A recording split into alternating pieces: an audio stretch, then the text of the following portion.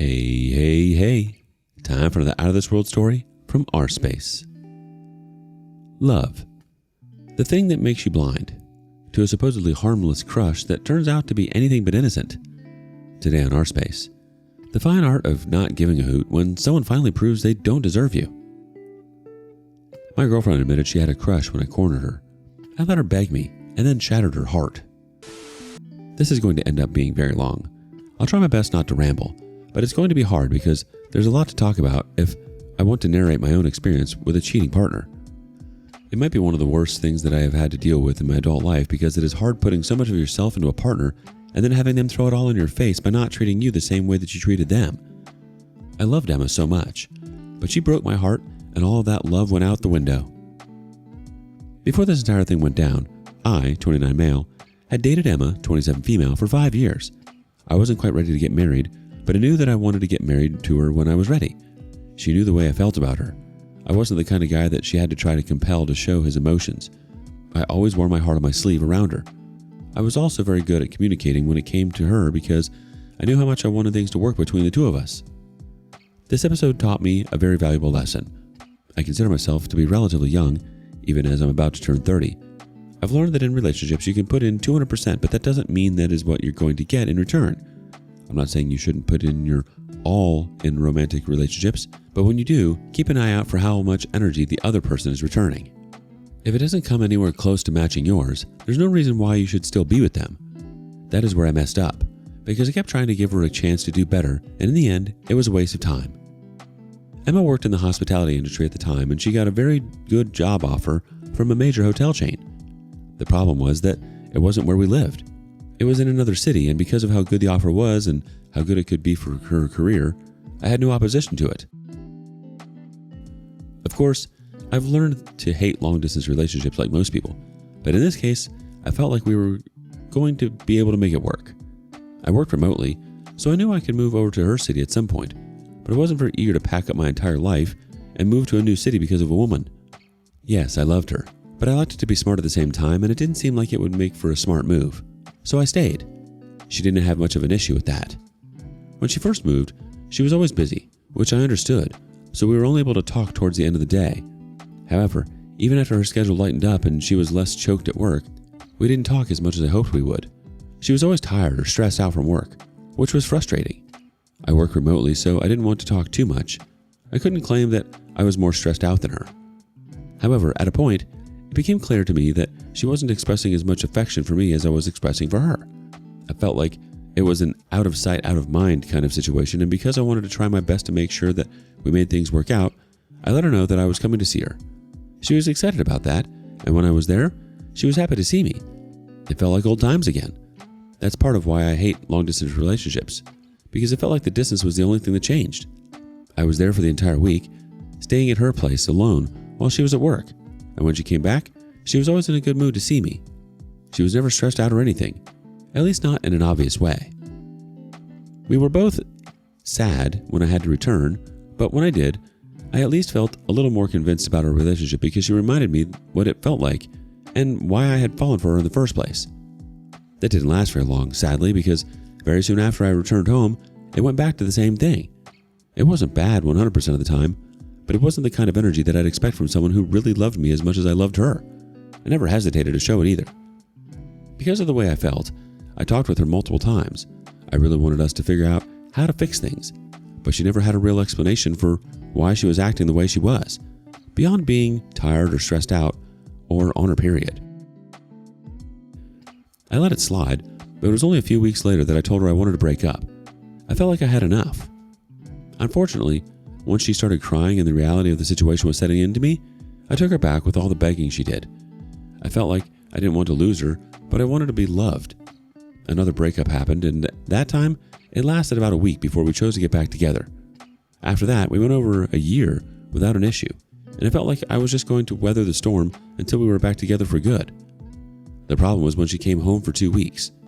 Things felt normal, but I was compelled to check her phone, and that was when I saw that she had a lot of pictures she took in the workplace of a certain coworker of hers. The pictures didn't have her in them, and he wasn't the only coworker she had taken unaware photos of, but he was definitely the one who showed up in the most. She had mentioned him to me a few times, but but I never felt like there was anything going on there. I decided to confront her and ask her about it. According to her, he hated taking pictures of himself, so she was helping him do that, especially because he had said that he wanted to start posting on Instagram again. I couldn't figure out why she felt she had to help him do that, but I took her explanation only because I didn't have anything to the contrary. I was on alert though, because it made me feel uncomfortable, especially because when we would go out, she would never take pictures of me, unlike how she used to do when we first got together. It was such a stark change in her behavior, and it wasn't something that I was going to let go unnoticed. That's pretty much all of the background that you actually need, because this is the point when things actually went down. I went over to see her, and I stayed in her city for 2 weeks.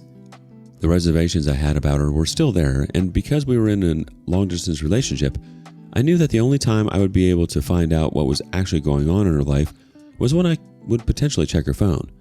The thing is, I noticed that she was keeping hold of it a lot more than she usually did. She wouldn't have leave it with me in the room for a mere minute. I knew that there was something she didn't want me to know about. I realized how true that was when I noticed she would angle her phone away from me or hide under the duvet with the excuse that it was cold when she wanted to text a certain person. And I knew that because one of the times that she had angled her phone away, I saw that she was texting the same coworker, but with his name saved with a cute nickname. That was when I realized that I was going to have to try and export her messages and read through everything. I wasn't going to get enough time to read through her messages on her phone, which was why exporting was the way to go. The bad thing was that the day I finally chose to grab her phone and export the messages from their chat, which should have taken me no more than a minute, was when she caught me. And I think it was exactly because she realized her phone wasn't on her, so she went looking for it and found me with it. She asked what I was doing, and I didn't have an excuse in that moment, especially because she saw me in the chat with her coworker. I initially stumbled over my words, but when she took her phone and left, I realized that there was nothing to lose anymore, so I confronted her. I told her that I had been caught, and that much was obvious. But the only reason that I had resorted to such sleazy behavior was because I knew for a fact that she was hiding something from me, and it had to do with him. I let her know that I wasn't going to take her at saying that nothing was going on as an excuse because I wasn't going to believe it. I told her that I had seen her hiding whenever she was messaging him. I knew something was going on between the two of them, and I wanted to know what it was. That was when she looked at me, and I saw her face drop. She admitted to me that there was a crush between them. I asked her whether she meant that he had a crush on her, but she said it went both ways. My girlfriend, who I was in a relationship with, was telling me that she had a crush on another guy. In that moment, everything made sense to me. It explained why she had become more distant and why she didn't take pictures of me anymore. She had someone else to care about. To say it hurt would be an understatement. I felt so betrayed by her. Relationships have never been complicated to me. Pick someone who makes you feel a special way and put your all into showing your love. That was what I did, and it was what I really hoped would be done back to me. But sadly, that was far from what I received. The moment things went long distance, I was effed. But I had no idea. I couldn't say much to it, but I had questions. I asked her how long it had been like that, because when I had asked if there was anything between them when I saw the pictures on her phone, she gave me an excuse. I asked her how far they had gone with one another. I asked her why she couldn't just end things with me if she knew someone else was making her feel special. Of course, every answer she gave me was trying to save her butt. I told her that she didn't need to worry about making the hard decision of choosing between the two of us. She could just go for him because I was done with her. I started to pack my bags since I planned to go to a hotel for the rest of my stay, and that didn't go down well with her. She begged me and said that I should stay. She literally got on her knees and started pleading with me. She said that she was sorry and that she had done it because she was bored. She knew it was wrong, and she had tried to put a cap on it, how far it went. I told her it didn't matter because she entertained it way beyond where she should have in the first place, and that was what hurt me. It had completely destroyed any trust that I could have if we decided to go on in the future. That didn't matter to her. She kept begging. She said that she'd do whatever it took to rebuild the trust that she had made me lose. She said she was going to cut him off. She told him that she was sorry and that she needed me. I let her know that for as long as we continued to be in a long-distance relationship and for as long as he continued to work in the same establishment as her, there was no hope for us. I told her that even if she fixed those issues, there was still no hope for us because she had emotionally cheated on me with this guy, and that was all that really mattered to me at the end of the day. I've never seen her as distraught as she was in that moment, and up until now, it was hard for me to understand. If I meant that much to her, then why did she choose to start falling for someone else? Why was a woman with a long-time boyfriend having a crush on her coworker and actually entertaining the crush? It didn't make any sense to me, especially with how much she was crying when it all fell apart for her. I expected her to feel some relief because I had helped her make a decision. She could go for him without remorse, but it didn't seem to make her feel any better.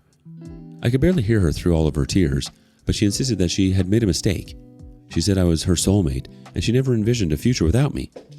She had done something stupid because she was lonely and missing me, and in the distance was difficult for her to cope with.